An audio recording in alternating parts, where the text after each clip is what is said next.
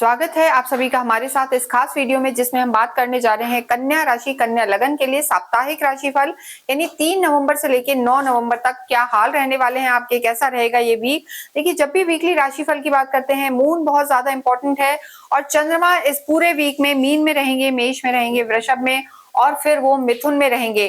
तो देखिए, यहाँ अगर हम देखें तो चंद्रमा की स्थिति आपके लिए 5 और 6 को अच्छी नहीं है, क्योंकि लगभग 4, 5, 6 को चंद्रमा आपके अष्टम में रहेंगे और चंद्रमा जब भी चौथे घर, 8वें या 12वें घर में होते हैं तो शुभ परिणाम नहीं देते। तो ऐसे में कोई भी डिसीजन हो, चाहे आपका स्वास्थ्य हो, लव लाइफ हो या आपका कार्य हो, 4, 5, 6 को आपको एक्स्ट्रा प्रिकॉशन लेना है और मन को थोड़ा सा कंट्रोल में रखना है, ये बहुत जरूरी है। इसके साथ अगर देखें तो यहाँ पर भाग्य आपका पूरा पूरा साथ देता हुआ नजर आ रहा है कन्या राशि के लिए। शुक्र स्वग्रही हो गए हैं, 2 तारीख को बदल गए हैं, तो ये पूरा ही हफ्ता आपके जो भाग्येश हैं और धन भाव के लॉर्ड हैं शुक्र, ये आपका साथ देते हुए नजर आ रहे हैं।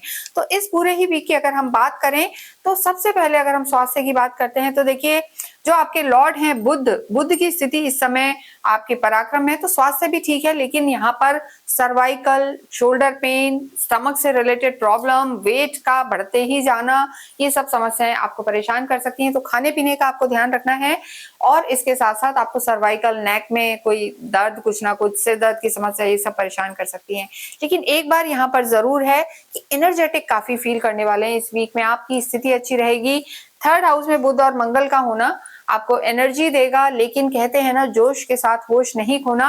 तो ओवर नहीं होना, चीजों में ध्यान रखना है, बैलेंस करना है और डाइट और कोलेस्ट्रॉल को स्पेशली हम कहेंगे या कंट्रोल करके चलेंगे तो आपकी चीजें ठीक हैं। देखिए, सूर्य भी नीच के हैं और आपके कुटुंब 2nd हाउस में बैठे हैं, तो यहाँ पर एक तो अपनी वाणी का ध्यान रखें और आपको राइट आई से रिलेटेड या मुंह से कोई ना कोई एलर्जी वगैरह यहाँ पर परेशान कर सकती है। स्पेशली जो हमने डेट्स बताई हैं 5 और 6, यहाँ पर अपने स्वास्थ्य का ध्यान रखें।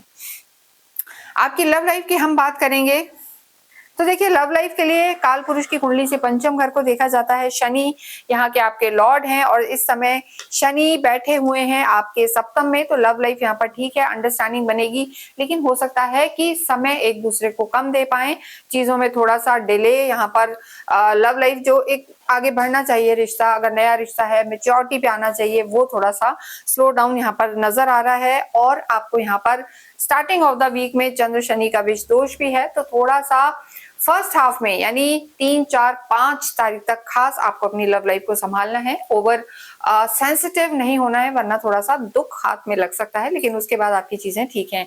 वैवाहिक जीवन की बात करेंगे तो शनि आपके 7th हाउस में है। शनि का सप्तम में होना, मंगल का होना, सूर्य का होना, राहु केतु का होना कभी भी अच्छे परिणाम नहीं देता है, तो यहाँ पर थोड़ी सी परेशानियों का सामना करना पड़ सकता है। शनि का यहाँ होना, अगर आपका विवाह नहीं हुआ है, चीजों में डिले ला सकता है या कहीं ना कहीं दोनों में थोड़ा सा खींचातानी, शक या हम कहेंगे कि एक रूढ़िवादी परंपरा, क्वेश्चन आंसर बहुत ज्यादा, कहाँ थे, क्या था, ये सब चीजें परेशान कर सकती हैं। तो हफ्ते की शुरुआत में 6 तारीख तक आपको अपने वैवाहिक जीवन का भी ध्यान रखना है।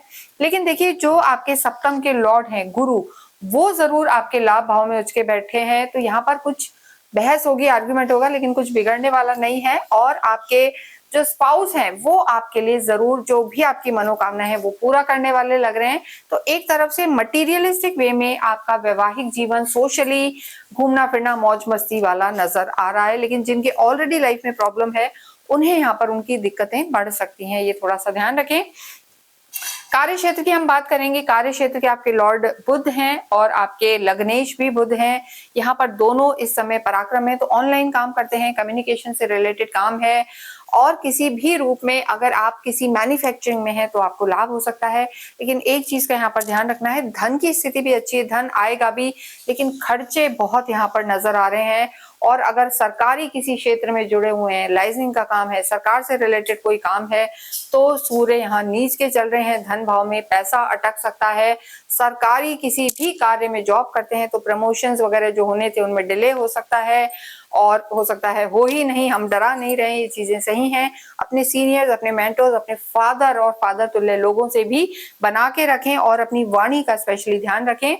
इसके अलावा आप किसी भी लाइन में है, मंगल से रिलेटेड कोई लाइन है, एआई से रिलेटेड लाइन है, मीडिया, कम्युनिकेशन, इन सब में यहाँ पर लाभ हो सकता है। विद्यार्थियों की अगर हम बात करें तो शनि की स्थिति बेहतर है, टेक्निकल एजुकेशन है, मैन्युफैक्चरिंग में कुछ कर रहे हैं, कॉमर्स में जाना चाहते हैं, सीए, सीएस, एमबीए वगैरह करना चाहते हैं या टीचिंग में जाना चाहते हैं तो समय आपका अच्छा है, क्योंकि उच्च के गुरु सीधे आपके जो है एजुकेशन को देख रहे हैं। तो यहाँ पर स्थितियां आपकी बेहतर बनी हुई हैं। ओवरऑल देखिए तो विद्यार्थियों के लिए समय अच्छा है। अगर आप किसी भी गवर्नमेंट एग्जाम की तैयारी कर रहे हैं तो बहुत ज्यादा समय अच्छा नहीं है, वहां पर डिले या असफलता आपके हाथ लग सकती है। स्पेशली आपको फर्स्ट वीक में अपनी पढ़ाइयों पर, एजुकेशन पर, शिक्षा पर ज्यादा फोकस करने की जरूरत है, वरना रिजल्ट थोड़ा सा वीक रह सकता है। भाग्य की बात करें, भाग्येश हमने शुरू में बताया है कि भाग्य बलवान होगा, क्योंकि 2 तारीख के बाद ही शुक्र बदल गए हैं, 3 से हम बात कर रहे हैं और शुक्र पूरे ही इस वीक में स्वग्रही हैं। यही आपके भाग्येश हैं, यही धन भाव के लॉर्ड हैं, लेकिन ये नीच के सूर्य के साथ हैं, तो इसलिए धन की स्थिति उतनी अच्छी नहीं है, लेकिन भाग्य यहाँ पर आपका साथ देगा। तो धन को संभाले, ज्यादा खर्चा ना करें और सोच समझ कर करें तो धन की स्थिति भी यहाँ पर बेहतर होगी। पर भाग्य यहाँ पर आपका पूरा साथ देता हुआ नजर आ रहा है।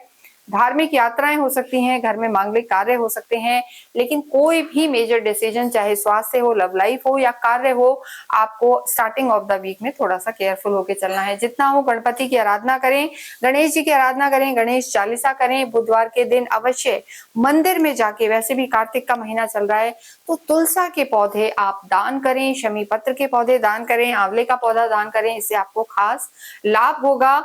और जो आपके भाग्येश हैं, देवी माँ हैं, गॉडेस हैं, उनके निमित्त आप अवश्य ही देवी के मंत्र जाप करें, अपनी कुल देवी की आराधना करें। इसके साथ ही इस वीडियो को हम विराम देते हैं। कमेंट बॉक्स में अवश्य ही ओम बूम बुद्धाय नमः लिखें।